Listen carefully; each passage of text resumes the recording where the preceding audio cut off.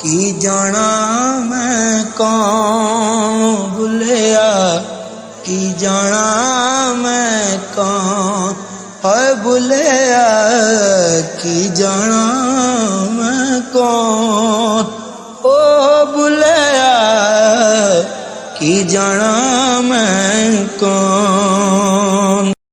تنویر زلفی کی کہانی ڈاکٹر بختاور کی زبانی۔ آج کی کہانی ہے بکاؤ مال۔ نصیباً بائی بڑے ٹھسے کی طوائف تھی، صرف لکھپتی نواب ہی اس کا مجرا دیکھنے آیا کرتے تھے۔ زبان کی نفاست، چاشنی اور مٹھاس اس کا ترا امتیاز تھا۔ غزل گاتی اور الفاظ کو مجسم کر دیتی، شکل بھی ایسی کہ دیکھو تو میلی ہو۔ نصیباً بائی کی صرف ایک ہی بیٹی تھی، 13واں سال لگا تو اس کی مہورت کی فکر ہوئی۔ پری چہرہ کچھ کم حسین نہ تھی، نواب زادے آتے اسے دیکھ کر دل تھام کر رہ جاتے۔ نصیباً بائی کو مربوں کے مالک نواب چھٹن پری چہرے کے لیے بھا گئے۔ انہوں نے 2 لاکھ روپلی نقد اور 10,000 روپلی ماہوار باندھ کر گویا نصیباً بائی کو خرید لیا۔ اوپر سے زیور، ہار، سنگار اور کپڑے الگ سے طے ہوئے۔ پان دان کا خرچہ 500 روپلی باندھا تو نواب چھٹن کو یوں لگا جیسے انہوں نے جنت کی حور اپنے حرم میں داخل کر لی ہو۔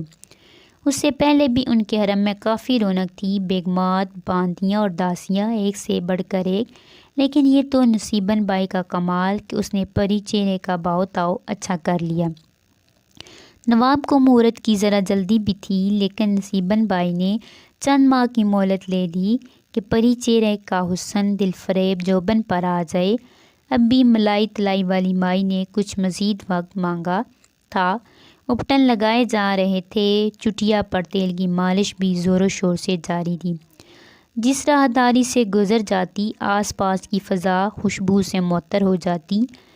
ایک شب نصیباً بائی نے پری چہرے سے اس کی جلد مہورت کا تذکرہ کیا۔ نہ ماں نہ، میں مہورت نہ کراؤں گی، مجھے تو اس سارے کام سے گھن آتی ہے۔ میں تو اللہ کی خوشنودی کے لیے نماز روزہ کروں گی اور قرآن پڑھوں گی۔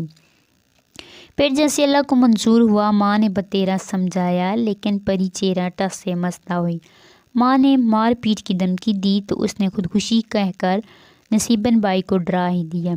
2 لاکھ روپے نقد اور 10,000 ماہوار ہاتھ سے جاتے دیکھ کر نصیباً بائی کے ہاتھ پاؤں پھول گئے۔ پری چہرے کا ماما پاس بیٹھا ساری باتیں سن رہا تھا۔ اس نے پری چہرہ کے سر پر ہاتھ پھیرتے ہوئے کہا، ہم بیٹی کو ناراض نہیں کریں گے۔ میں کل ہی کسی اچھے مولوی کا بندوبست کرتا ہوں جو بیٹی کو گھر آ کر سبق دے جایا کرے گا۔ مولوی صاحب کو کچھ ہدیہ دے دیا کریں گے۔ نصیباً تم بیٹی کو تنگ نہ کرو، بیٹی جانے اور ہم۔ اگلے دن ہی ایک اونچا لمبا گورا چٹا نواجان امامہ باندھے، آنکھوں میں سرما ڈالے، خوشبو لگائے آوارد ہوا۔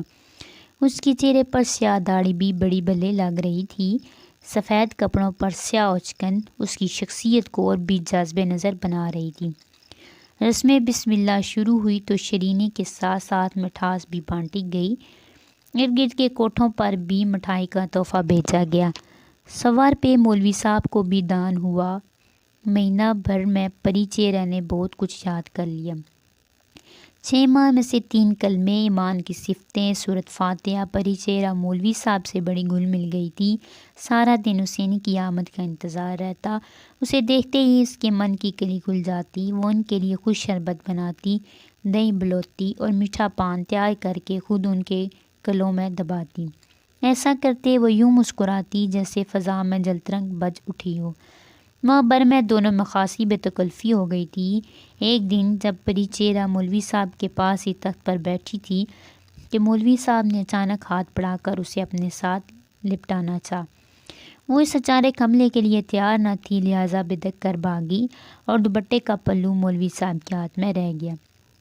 کھلے دروازے سے نصیباً اور پری چہرہ کا ماما دونوں تیزی سے اندر گئے۔ نصیباً نے بیٹا کیا ہوا؟ ماما نے مولوی صاحب کا گلا پکڑ لیا اور اسے گھسیٹتے ہوئے باہر لے چلے۔